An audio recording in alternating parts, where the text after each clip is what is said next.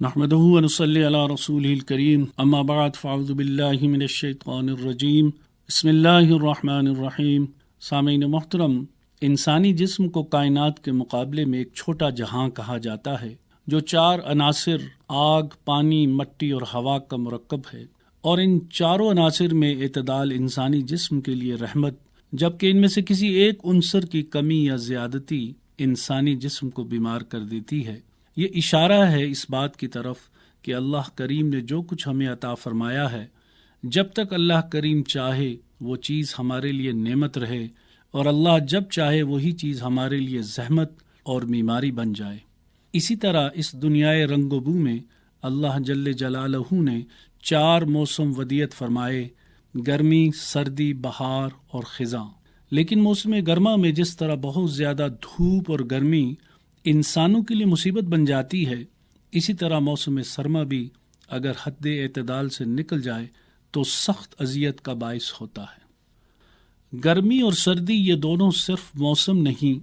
بلکہ مومن کے لیے مظاہر قدرت ہیں کہ ان کے ذریعے اللہ تعالیٰ انسانوں کو جہنم کے عذاب کا نظارہ کرواتا ہے، جیسا کہ اللہ کے آخری نبی سیدنا محمد صلی اللہ علیہ وسلم نے فرمایا، جہنم نے اپنے رب سے شکایت کرتے ہوئے کہا، اے میرے رب، میرے ایک حصے نے دوسرے کو کھا لیا، لہٰذا اللہ تعالیٰ نے اسے 2 سانس کی اجازت دے دی، ایک سانس سردی کے موسم میں اور دوسرا سانس گرمی کے موسم میں۔ اس طرح تمہیں جو سخت گرمی محسوس ہوتی ہے وہ جہنم کی گرمی کی وجہ سے ہے، اور جو سخت سردی محسوس ہوتی ہے وہ جہنم کے زمہریر کی وجہ سے ہے۔ سامعین محترم، عموماً گرمیوں میں تو اس کا احساس ہو جاتا ہے، کیونکہ گرم لو کی تپش اور دھوپ کی سختی لوگوں کو جہنم کی ہولناکی یاد دلاتی ہے، لیکن سردیوں کی بہت زیادہ شدت دل و دماغ کو اس طرف نہیں لے جاتی، جبکہ قرآن کریم میں اللہ تعالیٰ نے جنتیوں کو جنت میں ملنے والے سکون و راحت کا تذکرہ کرتے ہوئے فرمایا، وہ جنت میں تختوں پر تکیہ لگائے ہوں گے، نہ اس میں دھوپ دیکھیں گے اور نہ سخت سردی۔ اس آیت میں اللہ تعالیٰ نے فرمایا کہ جنت میں جنتیوں کو سردی اور گرمی کی تکلیف سے محفوظ رکھے گا، اور وہاں کا موسم نہایت خوشگوار اور معتدل ہوگا، جبکہ جہنم میں انواع و اقسام کے عذابات ہوں گے، جن میں سے ایک عذاب زمہریر بھی ہے۔ زمہریر کیا ہے؟ اس کے بارے میں سیدنا عبداللہ بن عباس رضی اللہ تعالیٰ عنہ سے منقول ہے کہ بے شک جہنم کا ایک عذاب ایسا بھی ہوگا جس میں انتہا درجے کی ٹھنڈ ہوگی، اور وہ زمہریر ہے، جس میں سخت سردی کی وجہ سے ہڈیوں سے گوشت گر جائے گا، یہاں تک کہ لوگ جہنم کی گرمی کی فریاد کریں گے۔ غرض یہ کہ جس طرح ہولناک آگ جہنم کا ایک عذاب ہے، اسی طرح خطرناک سردی بھی جہنم کے عذاب ہی کی ایک قسم ہے۔ جس طرح انسان اپنے بدن کو دنیا کی سردی کی شدت سے بچانے کے لیے اسباب جمع کرتا ہے اور کوشش و فکر میں لگا رہتا ہے، اسی طرح اس کو چاہیے کہ آخرت کے سخت ٹھنڈے عذاب سے بھی بچنے کے لیے وہ اعمال کرنے کی فکر کرے جس سے اس عذاب سے بچا جا سکتا ہے۔ سامعین محترم،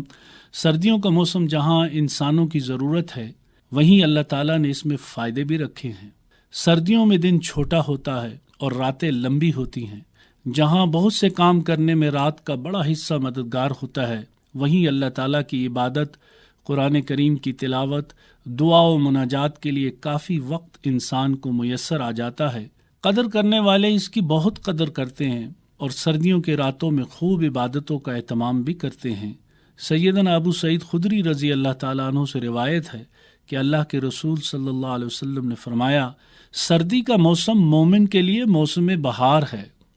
اس کے دن چھوٹے ہوتے ہیں جن میں وہ روزے رکھ لیتا ہے، اور اس کی راتیں لمبی ہوتی ہیں جن میں وہ قیام یعنی تہجد وغیرہ ادا کر لیتا ہے۔ ایک اور حدیث پاک میں سردیوں کے روزوں کو مفت کا ثواب فرمایا گیا ہے، یعنی سیدنا انس رضی اللہ تعالیٰ عنہ سے روایت ہے کہ رسول اللہ صلی اللہ علیہ وسلم نے فرمایا، سردیوں کے روزے رکھنا مفت میں اجر کمانا ہے۔ سردیوں میں موسم کی ٹھنڈک کی وجہ سے پانی بھی نہایت سرد ہو جاتا ہے، ایسے میں جب بندہ مومن وضو کرتا ہے تو نبی کریم صلی اللہ علیہ وسلم نے اس کے لیے دگنے اجر کی خوشخبری دی ہے۔ آپ صلی اللہ علیہ وسلم کا ارشاد ہے، جس نے سخت سردی میں کامل وضو کیا اس کے لیے دگنا اجر لکھا جاتا ہے۔ ایک اور حدیث میں ارشاد فرمایا، 3 چیزیں خطاؤں اور گناہوں کو مٹا دیتی ہیں اور درجات بلند کرتی ہیں، جن میں سے ایک سخت سردی میں کامل وضو کرنا ہے۔ اسی طرح سردی کی سخت راتوں میں کسی غریب اور ضرورت مند کو گرم کپڑے اور لحاف وغیرہ دینا بھی بہت بڑے اجر و ثواب کا موجب بنتا ہے۔